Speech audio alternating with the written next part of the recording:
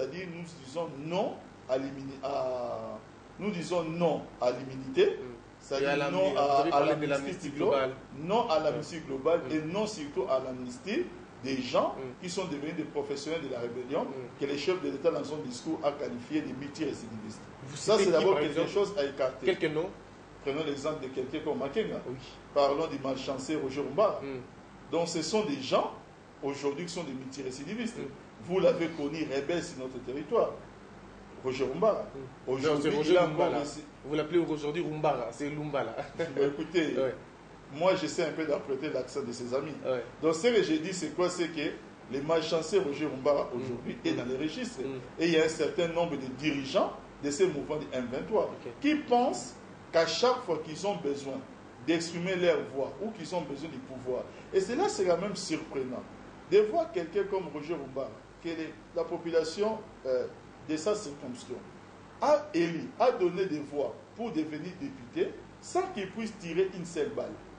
Qu'est-ce qui pourrait aujourd'hui, quelle tentation pourrait aujourd'hui habiter ces messieurs pour que ces messieurs, in fine, puissent rejoindre un mouvement rebelle qui tue les Congolais alors qu'il a un parti alors qu'il a un parti.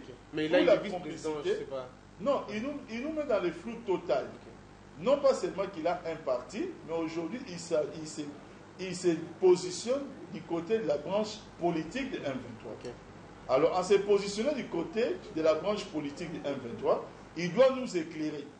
Est-ce que c'est pour faire une jointure avec son parti politique qui, malheureusement, il faut savoir, n'existe plus? Mais puisqu'il y a toujours sur les plans de faits des gens tels que dernièrement j'ai ici le plateau, son secrétaire général, M. Moïse Mounidé, là, qui sera d'ailleurs l'invité jeudi. Vous nous avez invités, je dois le dire, et il a préféré décliner l'offre parce que je l'attends sur un point. Je lui ai dit dans une chaîne concurrente, que je ne vais pas citer ici, que c'est jeudi, c'est-à-dire c'est dans 2 jours, qu'il me ramène des preuves de leur discours. Chaque fois, il veut nous bourrer les oreilles. Maintenant, j'ai besoin de mon idée là, qui nous amène les preuves de la victoire du candidat numéro 11, Tshisekedi Domulumba, Étienne. On va un peu arrêter avec ces discours de mensonges. Est-ce que ça tient encore debout? Parce que si ça ne tenait plus debout, les gens n'allaient pas indéfiniment à nous bourrer les oreilles. Vous savez, il faut quand même répondre à ces problèmes. Quelqu'un comme le malchanceux Roger Rumbara, il fait une déclaration publique dans plusieurs chaînes où il dit qu'il a rejoint les M23 parce qu'il doit venger le président de l'IDPS Tshisekedi Domulumba, Étienne. Pour lui, on a volé sa victoire. Il dit, c'est lui qui le dit. De l'autre côté de l'IDPS, notre papa, Tshisekedi Domulumba, Étienne, brille par un silence étonnant. C'est-à-dire, il ne désavoue pas les malchanceux Roger Rumbara. Mais non plus, il ne l'accepte pas non plus. Il ne les désavoue pas. En tout cas, aujourd'hui, quelqu'un n'oserait pas dire, par exemple, qu'il rejoint les M23, par exemple, au nom de quelque chose qui toucherait Papi Tamba. Je crois que la première seconde que je vais entendre ça, je vais réagir tout de suite. Parce que je ne voudrais pas, d'une manière ou d'une autre, qu'une telle accusation puisse au moins coller sur ma peau. J'ai un peu de respect, ou j'ai beaucoup de respect envers nos morts, qui sont morts, par exemple, à cause de la méchanceté de ces gens.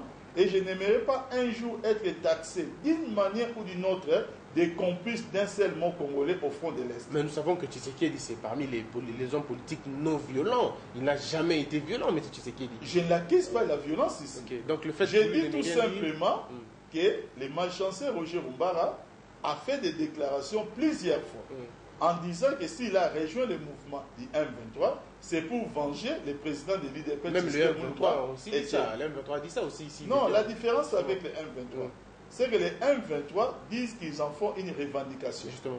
Mais le malchanceux Roger Rumbara ne dit pas qu'il en fait une revendication. Il dit ceci, que moi j'ai rejoint ce mouvement-là, des M23, c'est parce qu'il y a telle personne à qui on a volé la victoire, et que moi, je serai candidat en 2016, si j'arrive à obtenir le pouvoir, je vais appeler, bon, même si c'est invraisemblable comme histoire, mais c'est sorti de sa bouche, je vais appeler les docteurs, les professeurs de droit constitutionnel pour trouver les mécanismes de rendre le pouvoir à Tshisekedi Domulumba, Étienne. Ça, c'est le malchanceux Roger Rumbara qui le déclare. Il est comme de bonne foi. C'est lui qui le déclare. Attendez. Il est comme de bonne foi. Il accepte quand même la personnalité remarquable de M. Tshisekedi. Je ne vous laisse pas répéter ça.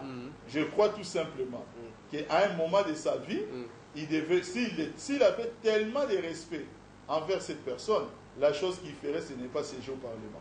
Parce que les fameux présidents de l'IDPS, Tshisekedi Moulumba Etienne, reconnu dans sa politique de chef-ville, avait donné l'instruction à tous ceux-là qui s'identifiaient comme étant les siens de ne pas siéger au Parlement. Les messagers Roger Rumbara, à l'époque, avaient siégé et à l'époque, avaient aussi déclaré en disant tout simplement que c'est nous qui soutenons le président Tshisekedi Moulumba Etienne de l'IDPS, mais lui ne nous soutient pas. Ce sont des propos du messager Roger Rumbara. Donc c'est pas, je n'invente rien mais ici. Je vous vois vous défendre bec et ongle contre Roger Lumba, là, je voulais dire Roger Lumba, parce que vous avez tous ces propos, apparemment vous l'avez vraiment lu. Non, le problème n'est pas le problème de les lire. Le problème c'est quoi? C'est que je trouve que c'est quelqu'un, vous me passerez l'expression, c'est pas une insulte. Moi je pense qu'un Congolais qui va essayer de piétiner les nombreux des morts des Congolais pour se ranger avec nos ennemis et commencer à devenir une sorte de branche congolaise pour essayer de passer dans toutes les chaînes et défendre cela. Justement, mais il n'est pas non, le seul. Mais non, le problème c'est quoi? C'est que c'est les seuls députés qui étaient aux institutions qui les a rejoints. Mais sinon, ce n'est pas le seul Congolais à l'avoir fait. Non, mais j'ai dit, c'est moi, non, je les catalogue. On le voit aussi, le président Kabila fait partie aussi de la rébellion. Je les catalogue. Non, nous ne devons pas comparer les faits. Nous devons comparer les faits. Aujourd'hui, nous devons savoir une chose, c'est que personne, ni vous, ni les gens qui nous suivent, n'acceptent les M23. Cela a été vu quand les FARDC avaient bouté dehors les M23, la liesse populaire que cela a dégagée. Vous en avez aussi fait allusion à l'introduction par rapport à ce qui s'est passé à Kinshasa. On a pu observer cela. En revanche, l'AFDEL était considéré comme un mouvement de libération. C'est-à-dire quoi? C'est que la population était contre les phases lorsqu'il fallait combattre contre l'AFDEL, mais ils étaient pour l'AFDEL lorsque l'AFDEL gagnait des positions. Donc ça, il voudrait dire que c'était un appel de la population par rapport à un ras-le-bol. Aujourd'hui, ce qui n'est pas le cas avec les M23. Et même dans le contexte de la compréhension de la démocratie, on ne peut pas dire que quelque chose accepté, salué par le peuple, que cette chose-là soit aussi contraire à la volonté populaire. Donc ça, on ne peut pas le dire. C'est ça la grande différence. Revenons donc pour revenir à ça, je n'ai rien à titre personnel contre la personne. Mais je suis quelqu'un qui suis généralement connecté sur Internet, dans les réseaux sociaux. J'essaie un peu de voir, parce que vous savez, aujourd'hui, Internet, ça devient une sorte de village planétaire, où nous avons les privilèges aussi de suivre même des médias internationaux. Il n'y a pas eu un Congolais, je dis bien plus actif que le fameux Roger Rumbara, pour essayer de nous vendre la recette de M23 contre le régime de Kinshasa. Personne. Et moi, je me posais des questions. Je ne comprenais pas pourquoi une telle haine envers son propre peuple. Et ce qui m'a surpris, c'est que chaque fois que je le suivais, lui s'identifiait à quelqu'un. J'aurais aimé. Maintenant, je préfère dire que le président de l'IDPS n'est pas au courant.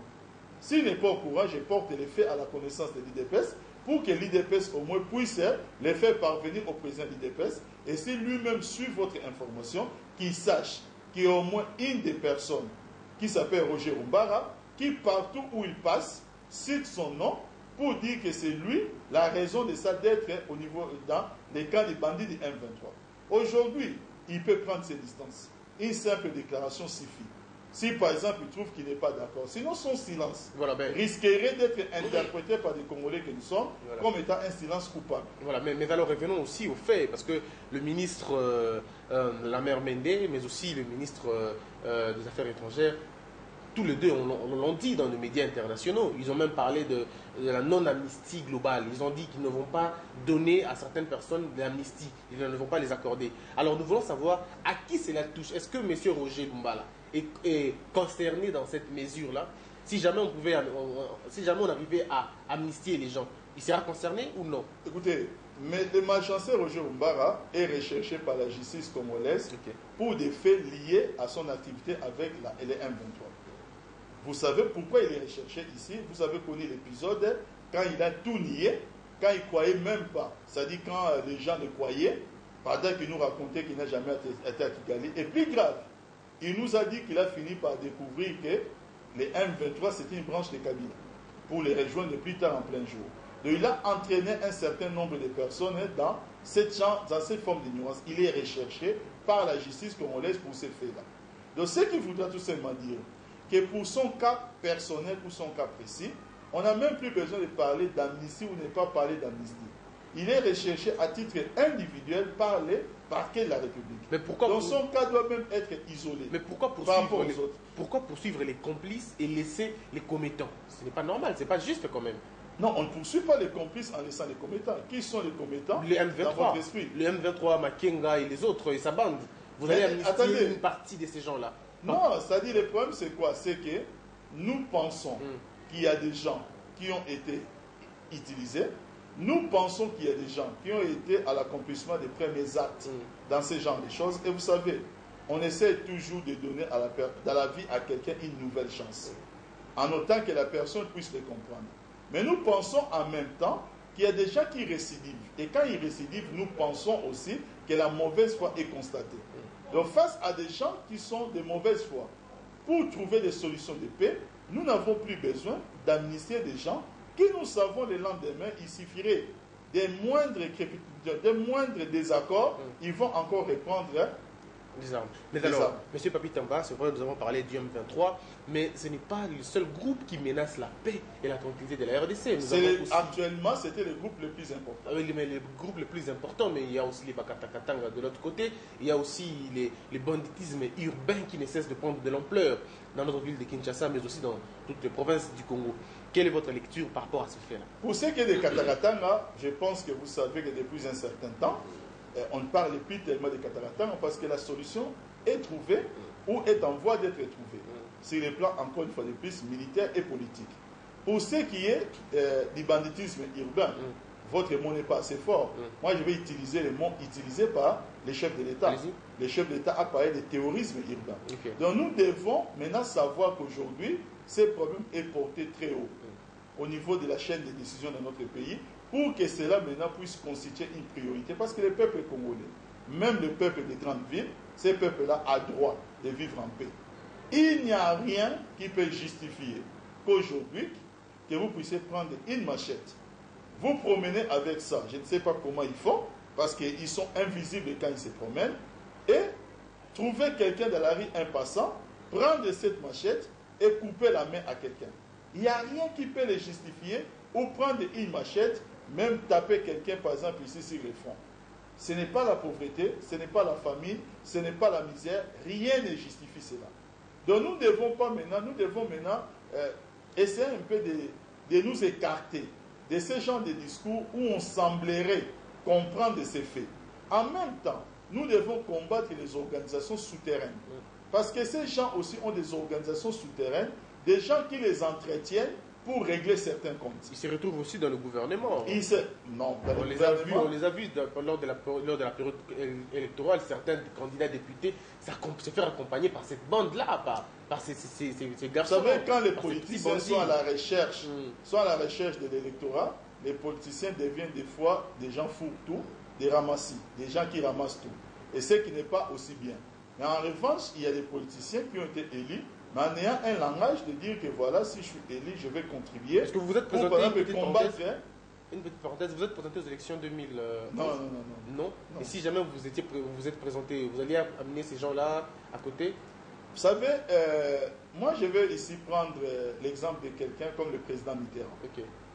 Le président Mitterrand, en 81, dans un débat télévisé avec le président Giscard d'Estaing, au moment où il savait que l'opinion française, il y avait des marches qui les justifiaient, était pour la plupart favorable pour la peine de mort.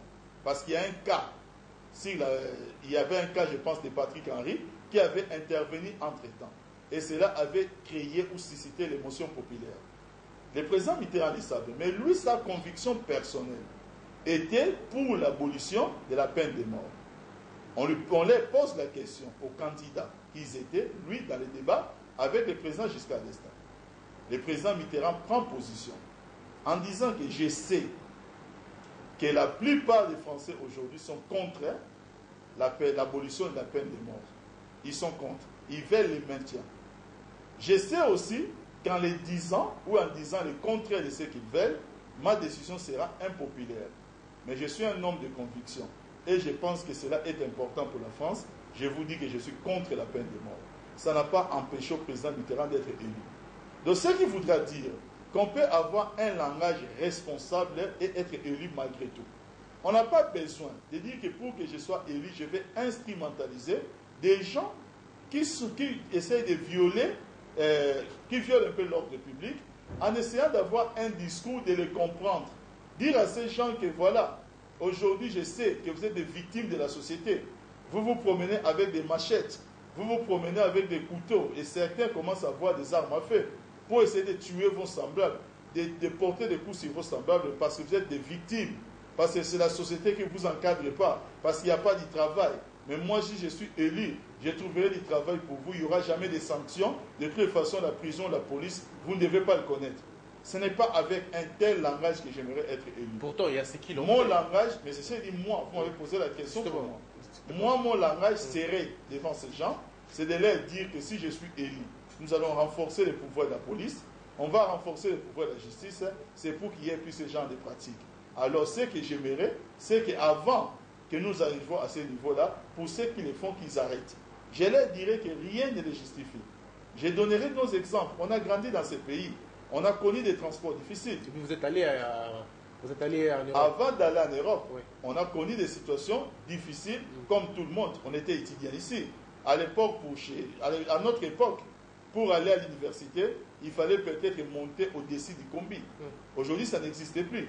On a connu la famine. Il fallait quitter la maison à 5h30, rentrer à 21h. Quelquefois, ça prendre un seul jus. On a connu tout cela. On a connu des situations de vie qui étaient très difficiles. Malgré cela, malgré cela, on n'a jamais décroché.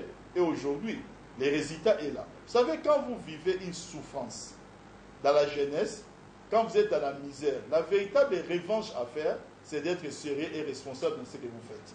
Il y a beaucoup de gens qui sont directeurs de société, qui travaillent ici à la banque, qui travaillent par exemple à Orange, qui n'ont jamais